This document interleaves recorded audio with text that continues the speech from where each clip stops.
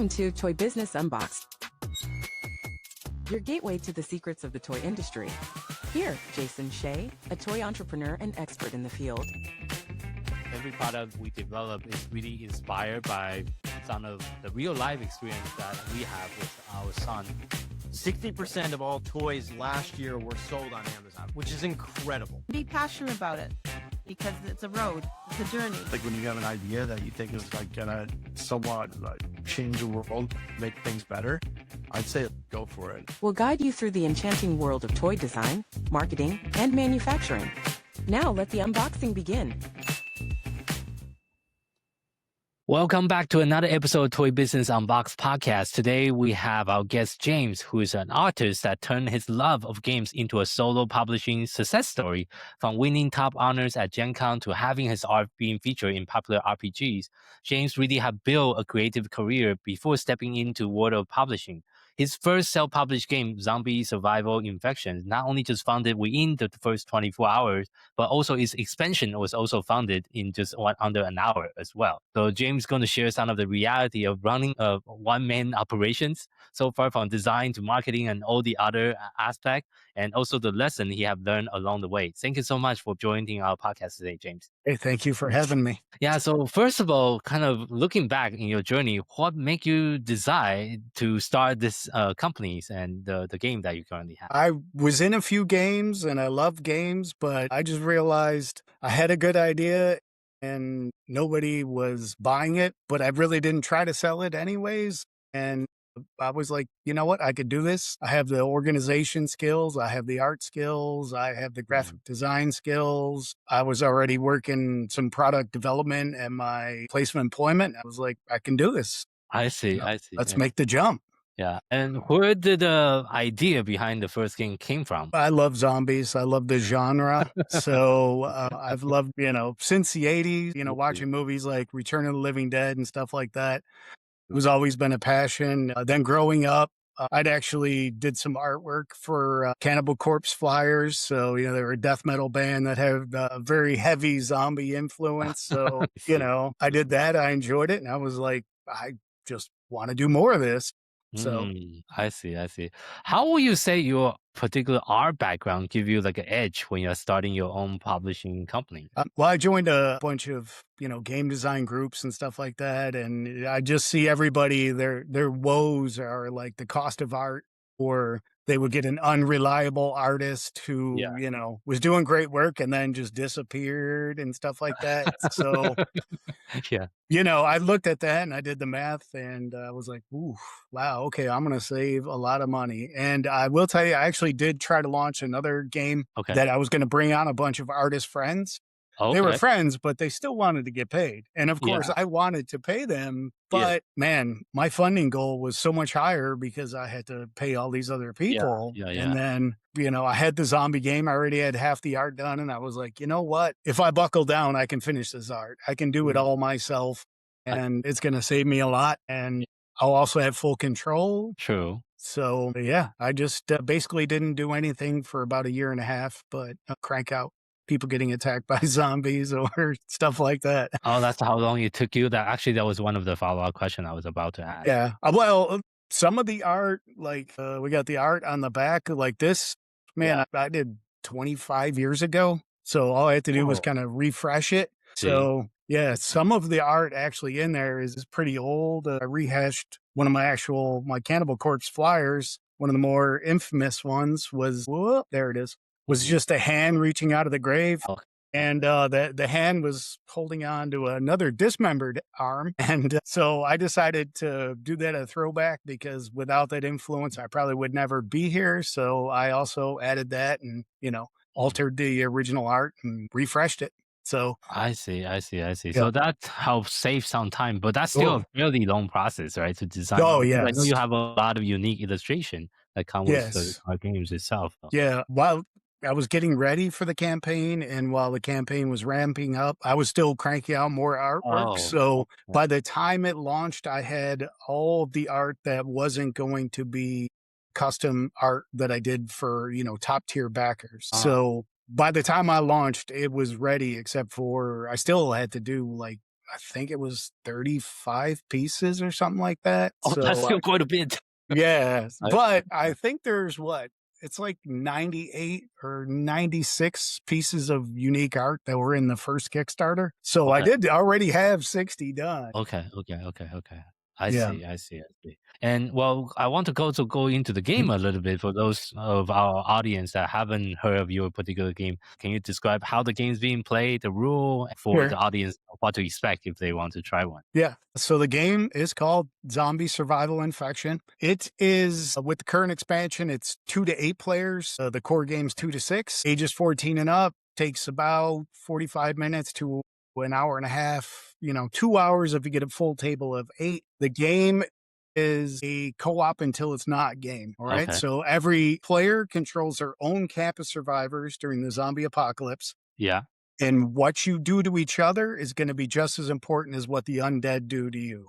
Oh, So if you okay. want to think about it in terms of zombie stories, it's very much like The Walking Dead. Yeah. So, where you rely on the other camps at points, and then Okay. you also go to war with the other camps at points. Oh, Because in okay. the end, it Yeah. is the win condition is to be the last camp standing. However, if you get knocked out early, you don't sit there bored, because that's one of the things I hate in games is, Yeah. if you get knocked out early, you're just sitting there bored.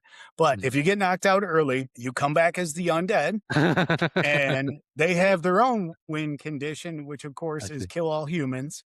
So the zombies Yeah. also, unlike the humans, cooperate. So Yes. if the zombies can knock out the last 2 players at the same time, so there is no one person standing, Yeah. the zombies win. And every Oh, zombie at the yeah. table shares that win condition. So Oh, I see. Okay. a smart player is going to realize you don't want to knock somebody out of the game early, because all you did was make a bigger problem for yourself. Yes, that's true. Yes. And for me, this Yeah. really, this is the heart of the theme. If there's less camps of humans, that Yes. means there's more zombies now, and the zombies have less targets. Yes. So you're the master of your own destiny at points. And it also gives somewhat of a catch-up mechanic, because you're not going to knock somebody out too early. You're going to try to string them along and make them feel like they have a shot. You use cards for your actions. Yeah. We have chips for our resources, and the chips represent humans. So humans are our currency in the game. So we Okay. have 5, 10s, and 1s. When anybody dies, they get flipped to their zombie side, and they are no longer a resource. So, Yeah. in the scope of the game, we're not making humans fast enough for them to be considered. You know what I mean? Yeah. So the amount of resources that start at the game that's it. So Yeah. a fun thing that happens during the game is you'll see everything turns from orange eventually to green, and you realize the people you have are the people you have. So you better hold Yeah. on to them tightly. Yes. We also have dice for represent our randomness, but also helps with kind of the co-op part of the game. So I on your see. turn, you will always roll the base die, which, Yeah. that plus some bonuses will be how many people you acquire, or if it's Yeah. the end game, it's how many you lose. But each phase also has a bonus die that matches the color of the phase. What Okay. this die does, it gives you more people, or can possibly give you double, or cause you to lose double. But the fun thing is, after you roll the die, this one, you don't have to give it to the next player. You give it to the player your choice. So now we get into deal making and breaking. So if we're at a table of 4 of us, and I Yeah. say, the person who's behind me, I pass it to them, that means the other 2 players take their turn without it. All right. Now you can be salty about it, or you could do something nice for this guy over here who has the die, hoping that, they will in turn give it to you. Okay. Yeah. Yeah. Now, some people are going to ask, what if people are greedy and they just keep passing it back and forth? I say, yeah, it's going to happen. And there's cards to take care of that. And when you play one of those cards that allow you to get control of the die, don't give it back. You will learn life lessons in this game. And, for me, I feel it's very much like what will really happen. Yes, things will be unfair at times, and you might have to play nice with somebody you don't like to get what you need and to help your people out. Yeah. I see. But it's not just dice and chips. Again, we also have the cards. The cards give us our basic actions, as well as you can add Oh, powerful characters to your camp, yeah. Okay. and there are good characters and the bad characters. And What yeah, does the character do? they give you bonuses to certain Oh, things. Like we have our carrier here. Our carrier is also a very good looking chap. I'm just going to say, but the that's me like 20 years ago. Our carrier yeah. causes you to actually attract less people to your camp because nobody wants to be around this guy. Uh, And when the infection comes out, which is a mechanic in the game, it always has to be played on this camp. However, in the end game, he's still worth a person. So he can be a detriment at first, but in the end, he's still worth a person. And his opposite is our research doctor. yeah. And our research doctor, he can save lives. On top of that, he also says your camp is given the infection last. So he can help hold it off, kind of thing. Okay. When you get a character, you can play it down in front of you or you can play it on anybody else. In the game, you can play Oh, any card on any camp. So a lot of cards can be used as an attack or defense. Some people will get a character like the carrier, or we even have the hysterical cheerleader or the corporate executive, which are also bad characters. And people were like, why would I play this? And I was like, well, you don't play it on yourself. You play it on your enemy. Again, the thematic thing is I they see. let this guy in the door Yeah. and, because there's only a few hundred people left in the world. And then Yeah. they're like, oh God, this guy is the worst.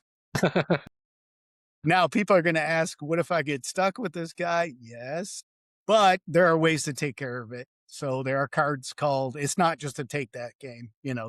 There's cards like voted out. So your people Mm. get together and eventually they give this person the heave ho and now they move on to another camp. Or there's a card called wait is not a bite, which is one of my favorite. So this guy or girl hurts themselves, they get cut on a rusty nail and everybody in the camp's like, they're bit. He's bit. We got to send him out into the wild. So, I see. but again, you can use it as attack or defense. So if you have a bad character, you can kill them off in your camp. Or if somebody has a really good character, you can use it as an attack on them. So that's where, the mechanics of the game are pretty simple, but smart players will basically know when to hold cards and when to attack and when to, hold them for defense. Stuff like that. And the rest of the cards are basically your actions. So you do something for your people. You could attract people to your camp. You can send zombies somebody's way. And then Yeah. there's also reactions. Again, it's not just to take that. So you can, mitigate your losses. You got a shotgun. If the zombies are swarming you, you take less. And one of the fun parts is, again, anybody can play any card on any camp. So people can show up and help you with reactions. So again, you're holding on to the bonus die and I want you to be my friend and you're getting attacked. I show up, cut all your losses. Hopefully when it comes your turn, you remember me and remember what I did for you. And if you don't, I guarantee I will never help you out again. So that's a lot of like alliance making work. Yeah, there's a lot of table talk. You got to be, it's a very social game. So I have people ask me, can I play it solo? I was just like, it's social. I'm sorry. It's the social aspect of The this social game. aspect of the game. Yeah. Okay. Yeah. Got it. Yeah, definitely make it fun, and also you can turn it onto each other. Yep. And it's not too long where, you can play another game and you're like, all right, I'm getting my revenge next game, or you'll remember last time you played and be like, yep, I got your number. I see. So looking back in your journey of creating this game, like what was the hardest part about doing it all yourself? Probably the marketing. I've always been in graphic design my whole life and I Yeah. definitely did some marketing, but I think that was the hardest just because I was also like, I could be finishing off more art or I could be doing marketing, Yeah. I could be hanging out with my friends while we're playing the game, or I got to stop for 10 minutes, make a social media post showing people playing the game. So it was Yeah. always like that. You always have to do something. You got to keep it rolling. You got to bring in somebody new every day. You got to reach more people. So I would probably say the marketing, learning about shipping, getting, things across the globe and finding the right manufacturer is probably second for sure. I see. And what was the most rewarding part of like running your own business? When they showed up, when that truck showed up and, the truck didn't show up with a lift gate, even though they were told to. And so they had to be unloaded manually, and I was sweating Oh, and dying, but I loved I it. see. So, I see. it was probably the hardest I ever worked and the happiest I ever was. And I would say, getting like, wow, these people believe in me. Like, I got Oh, hundreds of yeah, people that were just like, yeah, all right, I'll give this guy a shot. yeah. So, that was huge and unexpected, and I loved it. Yeah, and I know Yep. your Kickstarter campaign went fairly well. And what Yeah. strategy that worked well for your Kickstarter campaign? I already had a small following because of my art. Okay. I tried to be diligent with making social media posts. I did do some ads, which they made me the money they made me. I didn't lose Yeah. anything on the ads, which helped draw it in, which I know a lot of ads for Kickstarters, it usually ends up being you pay what you get. Yeah. Yeah. It was tough, but that was my strategy, was just hitting the people I know that would love it. I did do a lot of grassroots things. I hit a lot of game cons. And at the time I was already working for another game not manufacturer, but they made support products for Dungeons and Dragons, stuff like that. So I was Oh, already going to Gen Con. I was already going to Origins. At night, I would run demos and talk to people up until the point where my voice gave out. So that helped. Board Game Geek is my oh yeah. local convention. So, Yeah. I ran some demos there and set up, talked to people. So it I helped. see. I connected with some content creators. That helped out a lot Okay. as well. Some paid, some not, to get Mm, videos of my game out there. And that brought in some good traffic. And I made some lifelong friends out of it. So, mm, which is mhm. great. And, now I see him at every con, and, we hang out and Yeah, talk I about think other that's people's also games. that's also how we met at one of the Yeah. game Yep. trade show as well. So yeah, Yep. definitely it's how you get a lot of connections. And because your background and your expertise is really on the creative side, the graphic design, how do you balance all the creative work that you do with the rest of the business like tasks? Man, well, I'll tell you, my brain only wants to do one of those things. You can guess which. Um, I see. Yeah, I mean, I've always been like a process guy, if you will. So I just had to make it a process and kind of stick to it as far as the business part goes. So Yeah. I had to set times and wouldn't let distractions get in the way. And it was like, okay, hey, this has to do this, especially when I was cranking out all the art. It was, Yeah. basically 4 days of art, 1 day of answering emails, stuff like that. And then hopefully a day off, and then usually a day of playtesting the game or getting feedback and stuff like that. But I had to make it a process because it does not come natural to me. Yeah, there's so many different aspects Yeah. that you also need to be in charge of. Were there Yep. any like surprise along the way that you learned? Well, I learned patience. That was one of the other reasons why I was so excited. My shipment got lost for a week, and I, it didn't get lost going to port. It yeah, didn't get lost on the boat. It yeah, didn't get lost on its travel across the ocean. It hit the port of LA yeah. and disappeared What the? for a week. Yeah, Oh, it made it really? halfway across the globe and it Yeah. disappeared for a week. Uh, And my shipper finally got hold of me. I mean, we talked every day because I was like, yeah. dude. And he's like, hang on, this happens more than you think, and it'll be okay. And it ended up, instead of making it to Texas, it made it to Albuquerque, New Mexico. A week later, yeah, Uh, somebody realized they picked up the long load, and then it yeah, sat in a warehouse, and then somebody figured it out. So, yeah. yeah, I almost had a heart attack. I will tell you, this wasn't gray up until that point. I But then it had to go back to LA because the shipping company only went to and from New ah Mexico. And then it had to come to me in Texas. So I learned patience, and I learned that there's so many moving parts. I will also say I was, again, working for another kind of like toy game manufacturer. And my experience there also helped me out and helped me not be like super reactionary. mhm. Also gave me experience working with, manufacturers around the globe. So Yeah. yeah, but that was probably my biggest lesson. I see. Thank you for sharing that. So looking into the future, what are your Yeah. plans for the next few years? Are you working on more expansion or launching a different game? I do have another expansion. It's mostly done except for custom art. However, I need the dust to settle so I know where everything's at before I can launch that guy. Yeah. However, just the other day, I came up with a different idea, which was, you know what I'm going to do? I am going to make a mini game within my game. So Oh, okay. the game itself has these 3 different dice and Yeah. obviously has a lot of chips. So Yeah. I am currently in the process of making a mini game that uses what people already have as like a, hey, you know, I promised another expansion and it's almost there. But in the meantime, here's a mini game. I'm going to do like a mini Kickstarter campaign. You want to help me out, throw a buck at it. It's great. You want a printed version of the rules? You know, $5 and whatever the $2 to ship it, and I'll send them to you. And Oh, okay. here you go. Yeah. So I'm going to work on a game within the game so people can get more use out of the game they already have. And, you know, obviously I still got a lot more of these guys left around, you know, Yeah. I'm going to use that also to be like, hey, and if you want the original, you want to get it at a good price with all the expansions and Mm, signed by the artist, I will send them all out to you as, you know, mm. yep, it can just be a add-on to the already what's there. I see. Okay. Thank you for sharing that as well. So, as well, wrapping up today's interview, if you had Mhm. to share one piece of advice with someone that's getting started within the toys and game industry, what would that be? Man, one piece of advice I could talk this, I could do talk for hours too. I would say there are support groups, and I'm not Mhm. saying this like you have an addiction or anything.